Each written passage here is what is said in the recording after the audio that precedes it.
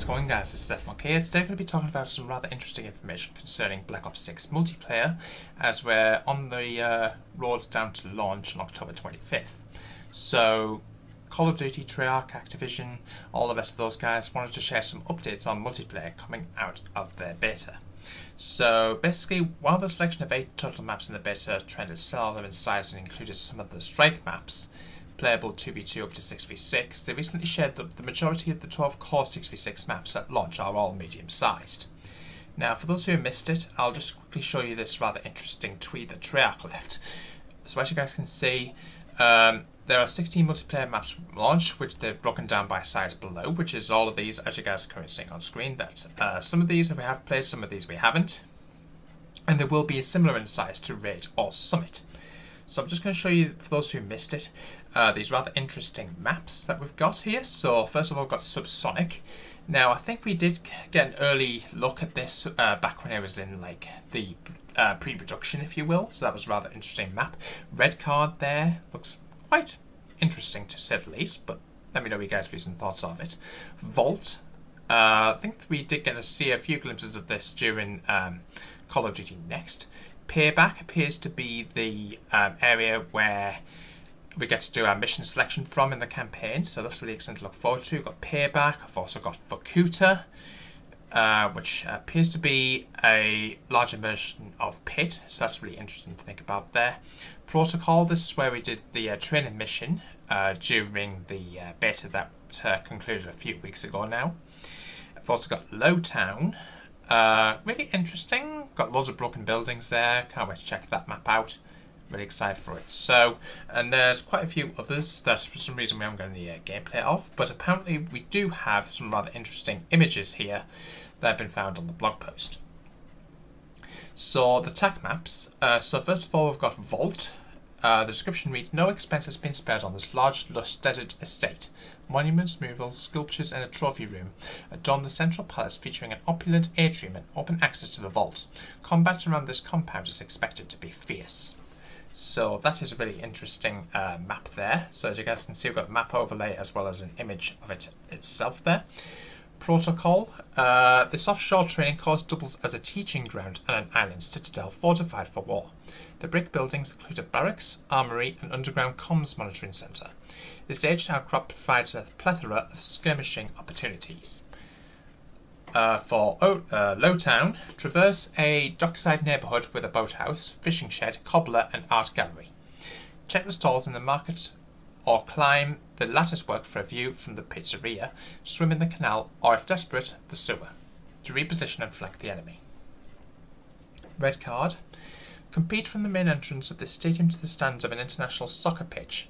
Race through the lobby and upstairs memorabilia displays. Outside, explore the promenade or swing back into the lobby or parking garage. So that's going to be really interesting. Let me know what you guys' views and opinions are in the comments. I've also got Fukuta. The storm is about to hit the Fukuta mining facility that was once a Soviet labour camp. Both teams visit a place of essence history to battle over key tactical positions, rusting and half-buried machinery, and a variety of exterior and interior transitions. So that's really interesting there. I've got a few more here, guys. Subsonic. This is one of the very first maps that I think we got revealed to us. I'll just see if I can get that rather interesting early look at this said map, which was actually this image, as you guys are currently seeing on screen. I'm pretty sure most of you guys will be familiar with this one that we got, which was an early access look at that said map. So that's really interesting there. On top of it, basically the description for this map reads, "Fight in and around a bomber that team training facility. One aircraft sits safely in the central hangar, another lies in flames by the runway next to a crater and overturned truck. Follow the destruction down the perimeter or move inside to avoid overhead threats." So that's really exciting to look forward to there, guys. Payback. Deep in the Bulgarian mountains, the rogue Black Ops safe house is under attack. Breach this cliffside mansion, explore the oak-panelled chambers and operations room in the main residence. Payback has various elevations, windows and strategic angles throughout. So that's really interesting there. And first and last of all, we've got Warhead. Now I think previously it was known as Sandhouse or something similar to that, but apparently they decided to rename it. Positioned within bombing distance of one of the facsimile desert test sites. This location has received an almost direct barrage. Watch the rooftops and scattered debris as enemy use everything as tactical cover. So this is like a take on Nuketown. So that's going to be a really exciting map to look forward to. So it looks like Nuketown has been basically covered over with sand and desert-like sand there. So that's really interesting. So let me know what you guys' views and thoughts are. Note all images are works in progress. They're excited about the map variety they've got this year. And they always take competitive play into consideration for multiplayer.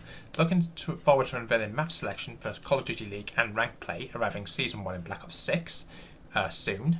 Map size and game flow are critically important, and they look forward to seeing all of us jump into all 16 brand new maps at launch, with many more to come in live seasons. They're also evaluating changes to cover placement across multiple maps, including some of the beta maps, which they're able to share more details on closer to launch.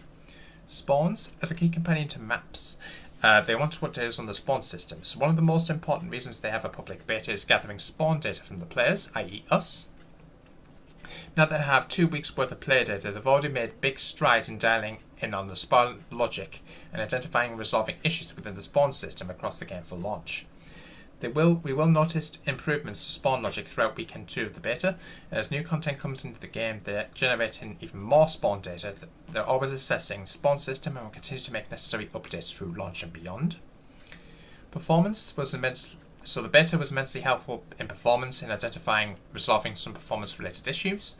Over the course of the beta, they've identified several areas that are impacting in-game performance, some of which they've made progress on, including resolving general script errors, addressing issues with the in-game user interface, as well as offering improvements to asset streaming. Smooth game performance is paramount to the player experience, and they're able to chase down sources of in-game hitching and deploy major fixes since the close of the beta. So that's really interesting there. Weapons, headshot damage. So Hummer piece of feedback that shows low headshot damage reduces the impact of skillful play. So they agree that those points and working on adjustments to many weapons to reward players who land multiple headshots during an engagement. So that's going to be interesting there. Bullet penetration, it looks like that's going to be improved. So that's really interesting there. More to come. They're continuing to review data and feedback, general weapon feel and tuning. So they're going to be actively looking into that. Improvements to fluidity of sniper aiming down the sight. Fluidity when swapping weapons during sprint to tactical sprint. Reduction of weapon motion during crouch transition, and small lifted shotguns and targeted adjustments across all weapons to keep SMGs from overperforming. So, movement, they've all blown away by our beta gameplay clips and on-movement highlights. So that's really interesting there. They will be doing some movement updates as well, so make sure you guys do check this out. I will leave this all linked down in the description. A few more. They said they're going to be shortening the overall duration of Winner's Circle. To reduce emote spam, players in the Winner's Circle now are able to activate one emote. Simplify the emote menu to make it easier to activate emotes in the Winner's Circle and in-game. Improvements to fidelity and lighting. Kill counter. The popular demand they've added a kill counter onto the HUD to track progress towards kills and 1 life medals. And for those who are chasing coveted nuclear medal and the nuke score streak. Camera motion. Reducing overall camera motion on sprint, tack, sprint and slide. Kill order. There's going to be some changes there. Increasing the score limit to 150 is one of them there. Sleeper agent changes. Equipment changes. As well as perks. RCXD controlling. Updated classic BO view-based control by default, with an option to switch to gas or brake on controller. Detonator swap from R2 to R1 so accidental mistakes aren't made. Looking to launch, studio and partners are hard at work making sure that the launch of Black Ops 6 reflects these changes and many more.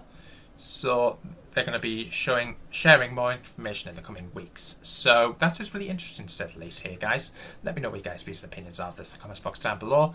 Make sure you guys like, comment, subscribe, hit the notification bell so I upload, and I'll see you in the next one. Until then, peace out.